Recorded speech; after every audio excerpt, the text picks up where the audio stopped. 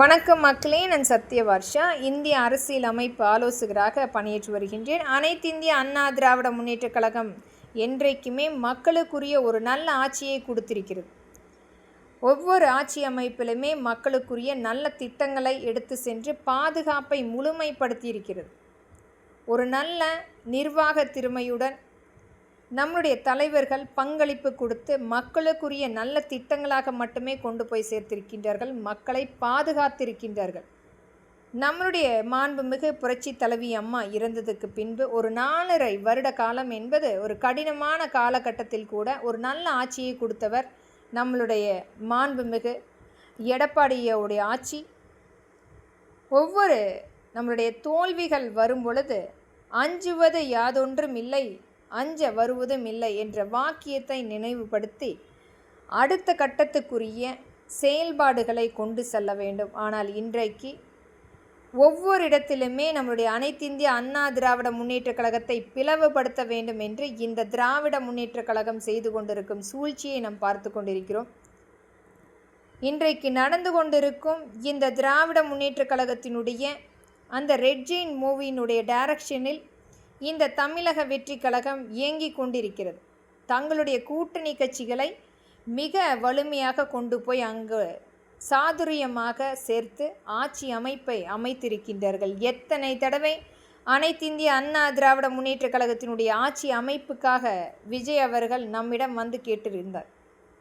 ஒரு மிகப்பெரிய ஒரு சூழ்ச்சி, அதிலும் அனைத்திந்திய அண்ணா திராவிட முன்னேற்றக் கழகம் ஆட்சி அமைந்துவிட்டால் இவர்களுடைய பொழப்பு போய்விடும் என்று நினைத்து இந்த லீமா ரோஸ் போன்ற நபர்களை வைத்து இன்றைக்கும் பிரச்சனைக்குரிய ஒரு நபர்களை வைத்து விலை பேசி கொண்டிருக்கின்றார்கள்.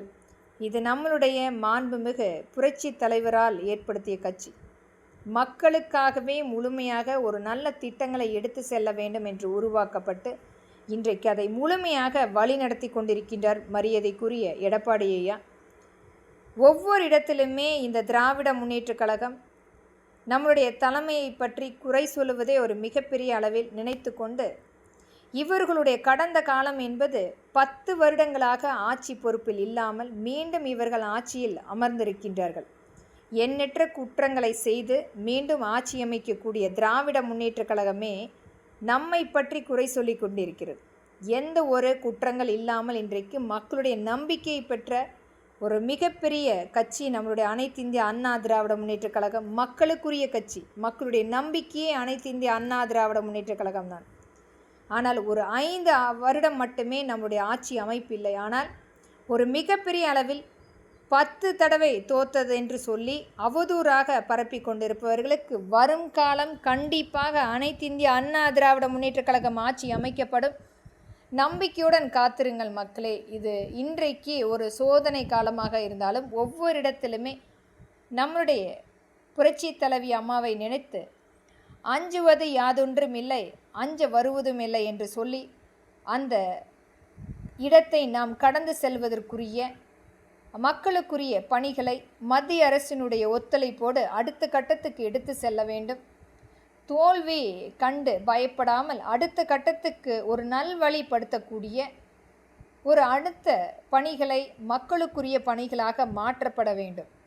எத்தனையோ துரோகிகள் இன்றைக்கு நம்மை அழிக்க வேண்டும் என்று மிகப்பெரிய அளவில் காத்து கொண்டிருந்தாலும் அனைத்தையுமே தகர்த்து நம்முடைய தலைமையை ஏற்று அவருக்காக இன்றைக்கு எத்தனையோ மக்கள் அவருடைய ஆட்சி அமைப்புக்காக காத்து கொண்டிருந்தார்கள். ஆனால் ஒரு மிகப்பெரிய சூழ்ச்சி காரணமாக நம்முடைய ஆட்சி அமைப்பு அமைக்க முடியாமல் போய்விட்டது.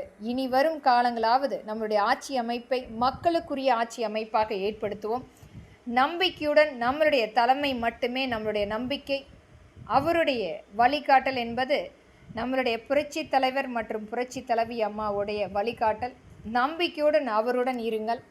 நமக்குரிய ஆட்சி அமைப்பும் மக்களுக்குரிய ஆட்சி அமைப்பும் கொண்டு வரப்படும். நன்றி மக்களே.